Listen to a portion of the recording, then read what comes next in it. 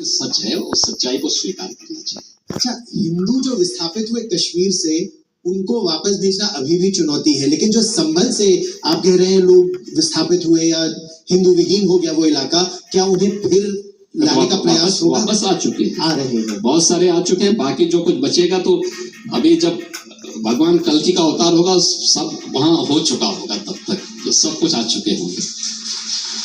योगी जी, आप यहाँ दिल्ली में इंडिया टुडे कॉन्क्लेव में आए हैं। यहाँ पे हम कोशिश करते हैं कि बात बेबाकी से हो। कई सारी चीजें कैमरे पे होती है, कुछ चीजें राजनीति में परछाइयों में होती है। और अब मैं सोच रहा हूँ कि कैसे पूछूं कि पूछ भी दो और फिर भी कोई तकलीफ ना हो। लेकिन सवाल ये कि बहुत चर्चा राजनीतिक गलियारों में, दिल्ली में, लखनऊ में चलती है कि महाराज का दिल्ली से इक्वेशन कभी कभी ठीक नहीं रहता, वहां पे कुछ ना कुछ अड़चन आती रहती है। हर आदमी की अपनी टिप्पणियां में देखेंगे सवाल और अपना सोचेंगे। मैं आपसे जानना चाहता हूँ, उत्तर प्रदेश के मुख्यमंत्री के तौर पे ये जो अटकलों का बाजार गर्म रहता है कि महाराज का दिल्ली से कभी कभी इक्वेशन में कुछ गड़बड़ रहती है, उस सवाल का जवाब आप कैसे देना चाहते? नहीं, मैं तो एक योगी हूँ, मेरा इक्वेशन किसी से खराब क्यों होगा? प्रधानमंत्री जी हमारे नेता हैं, अपने राष्ट्रीय अध्यक्ष जी या राष्ट्रीय नेतृत्व का सम्मान करना मेरा धर्म है और वह हम लोग पूरी प्रतिबद्धता के साथ करते हैं।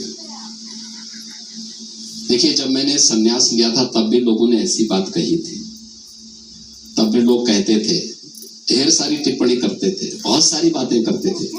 अगर हम इन अफवाहों के उसमें पड़े तो फिर कुछ नहीं कर पाएंगे। महाकुंभ को लेकर के भी ऐसी अफवाह चलती थी, लोग अलग अलग प्रकार की बातें करते थे, लेकिन इन सब की परवाह के बगैर हम लोग अपनी राह चलते हैं और हमें जो जिम्मेदारी दी गई है उस जिम्मेदारी का ईमानदारी पूर्वक निर्वहन करते हैं। ये डबल इंजन की सरकार है।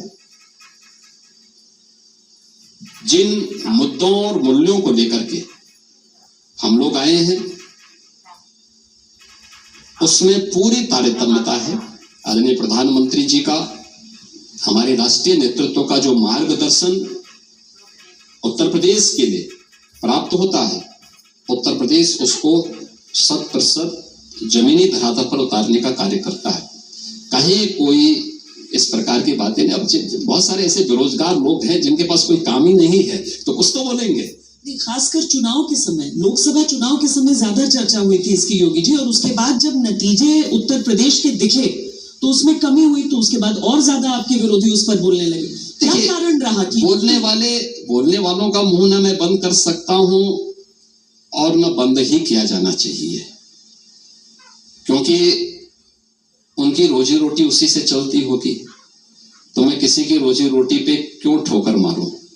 एक दूसरा है कि राजनीति में बहुत सारे चीजें ऐसी हो सकती हैं, टिकट देने के लिए एक व्यक्ति नहीं, एक पूरे सिस्टम के साथ गुजरना पड़ता है लोगों को। तो बहुत सारे ऐसे कंपल्सन्स हो सकते हैं कुछ मुद्दों पर, जहां पर लोगों को हो सकता है कि उन चीजों से वो करना होगा। सामान्यतः ऐसा कोई भी कारण नहीं है। चर्चा तो इस बात की भी खूब होती है कि योगी जी को कभी कभी घुटन महसूस होती है कि जितनी फ्रीडम टू ऑपरेट होनी चाहिए उतनी उनको मिलती नहीं, कि कौन क्या बनेगा कैसे, इस पे नजर रहती है। आप उत्तर प्रदेश के चीफ एग्जीक्यूटिव हैं, अगर ये सवाल पूछा जाए कि आपको आपकी मैनेजमेंट बोर्ड से एक सीईओ के तौर पे जितनी फ्रीडम मिलनी चाहिए अपने हिसाब से चलाने की, क्या आपको मिलती है? कभी कभी लगता है कि थोड़ा सा मुझे। आपको क्या लगता है? मेरी कार्य पद्धति से ऐसे लगता है कि मैं बंद के काम कर रहा हूँ। बड़ी अजीब सी बात आपने प्रश्न कर दिया। देखिए, आप मुझे बताइए कि पूरा मंत्री परिषद महाकुंभ में था, पूरा जो हमारा मंत्री परिषद अयोध्या जाता है, काशी जाता है।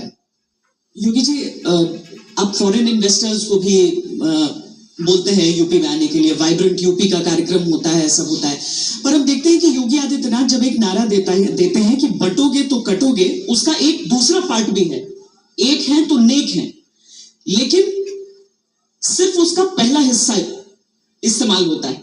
और आपके बारे में यह कहा जाता है कि बंटवारे की राजनीति करते हैं, वो तो विभाजनकारी बातें करते हैं। एक तो आपके पहनावे को लेकर ये आक्षेप, दूसरा ये, क्या योगी आदित्यनाथ अपने आप को मैं कहूं कि विश्व में, क्योंकि लोग चाहे आप इसे स्वीकारें न स्वीकारें, लोग एक वारिस के तौर पर आपको देखते हैं बीजेपी की राजनीति के भविष्य के। तालियां बज गई, उससे काफी आप स्पष्ट समझ सकते हैं, आप खुद सुनते होंगे वो नारे।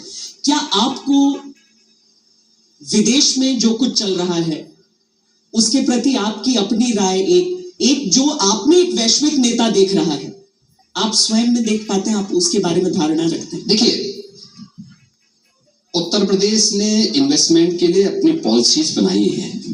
हमने 33 अपनी सेक्टोरियल पॉलिसीज बना करके और निवेश को हम आमंत्रित कर रहे हैं, और सरकार के द्वारा ईमानदारी पूर्वक किए गए प्रयासों का परिणाम है।